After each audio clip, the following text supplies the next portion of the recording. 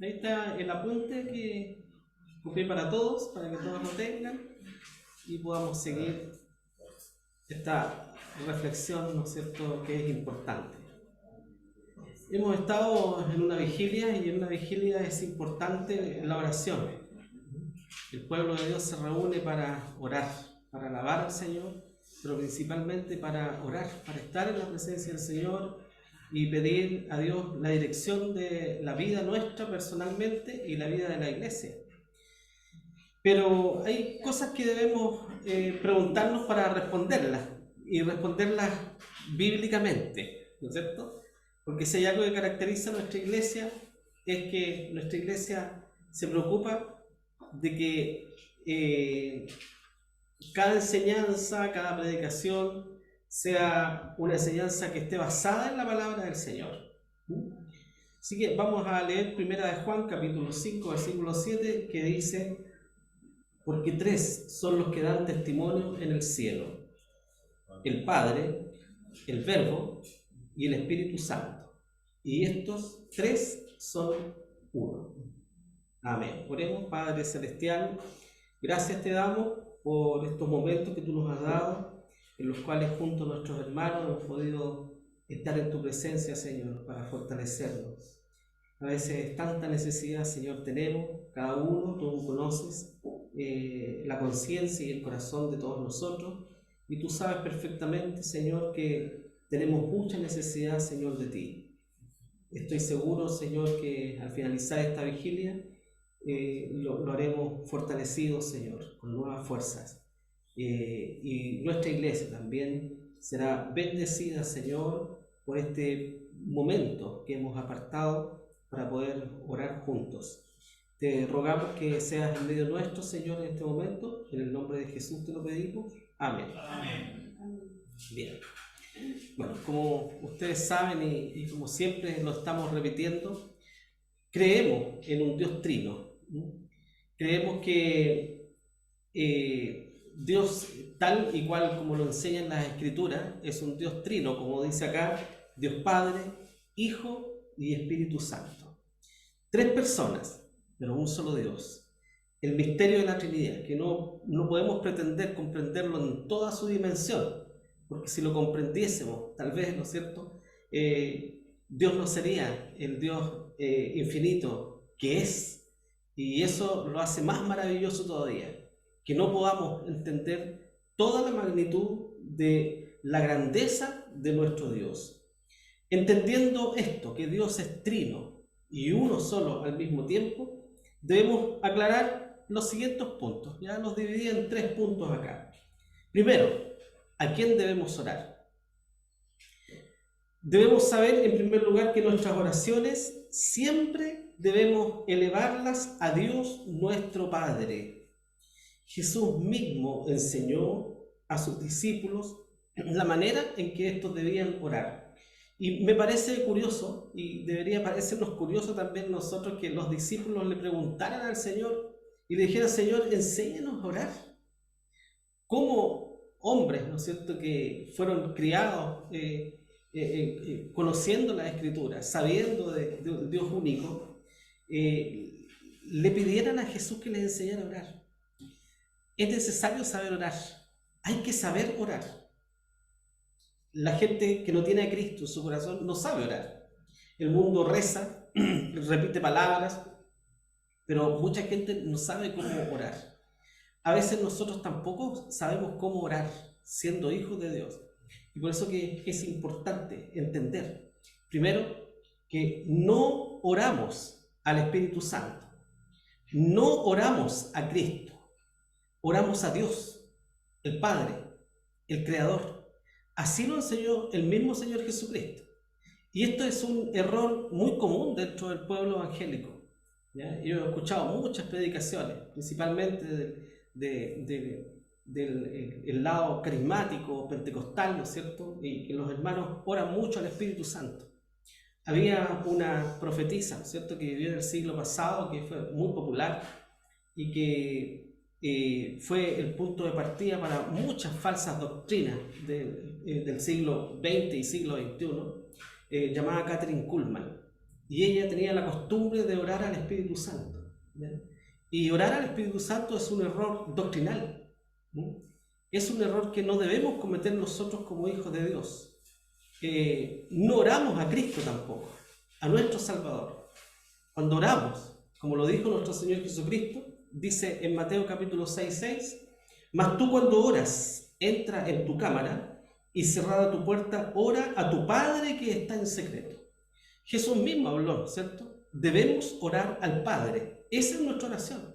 Padre nuestro que estás en los cielos. Así enseñó el Señor a sus discípulos. Vosotros pues oraréis así. Padre nuestro que estás en los cielos, santificado sea tu nombre. Así comenzó el Señor Jesucristo a enseñar a sus discípulos a cómo debían orar. El Señor podría haberles dicho, ustedes tienen que pedirme a mí, oren a mí, ¿no es cierto? Pero no lo hizo. Vosotros oraréis así, Padre nuestro, que estás en los cielos, ¿verdad? Y en el versículo anterior, en el versículo 6, ¿no es cierto?, que leímos también, el mismo Señor, cuando enseña a orar, dice, ora a tu Padre que está en secreto, ¿ya? Ahí lo recalca el Señor. ¿A quién debemos orar? Al Padre. Nosotros oramos directamente a Dios, al Creador. Y eso es maravilloso, hermano. Porque no olviden ustedes que por siglos estuvo separado la presencia de Dios del pueblo. Había, ¿no es cierto?, un velo que separaba a Dios del lugar santísimo donde estaba la presencia misma de Dios, del pueblo del Señor. Solamente el sumo sacerdote y una vez al año tenía el privilegio de entrar en la presencia de Dios. Y nada más. Y nadie más tampoco. Nosotros tenemos la bendición de estar en la presencia del mismo Creador, de Dios mismo, del Padre. Constantemente, cuando oramos a Dios, nuestro Padre. Y por eso Jesús enseñó que Dios es nuestro Padre, para hacerlo cercano y no un Dios lejano. Por eso que el Señor nos enseñó a orar, ¿no es cierto? Y decirle, Padre nuestro. Ese es nuestro Dios, el Creador. Entonces, debemos orar a Dios, al Creador mismo. El número 2 dice, ¿en nombre de quién oramos? Que también es importante. Jesús dice en Juan 14:6, yo soy el camino y la verdad y la vida, nadie viene al Padre sino por mí. Jesús mismo se interpone, ¿no es cierto?, entre el ser humano y Dios. Él es el camino, ¿no es cierto?, que nos conduce al Dios único y verdadero. Y en Juan 14:13 dice, y todo lo que pidiereis al Padre, nuevamente, ¿no es cierto?, cuando pedimos, oramos a Dios el Padre. Y dice, y todo lo que pidiereis al Padre en mi nombre. ¿Se fijan ustedes cómo el Señor enseña a orar en su palabra? Esto haré para que el Padre sea glorificado en el Hijo. Pero la oración, nuevamente, es a Dios el Padre en el nombre de nuestro Señor Jesucristo. Y por eso cada vez que nosotros lo repetimos, ¿no es cierto?, al final de nuestra oración, Señor, te pedimos todo esto en el nombre de Jesús, nuestro Salvador. Esa es la oración correcta, la oración bíblica, la oración doctrinalmente correcta.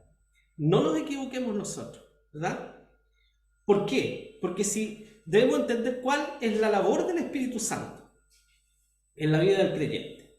Nuestras oraciones deben ser hechas en el Espíritu, pero no al Espíritu, que son dos cosas muy distintas, ¿verdad? Efesios 6:18 nos enseña la palabra del Señor. Orando en todo tiempo con toda deprecación, o sea, ruego ferviente quiere decir eso. Y súplica en el Espíritu.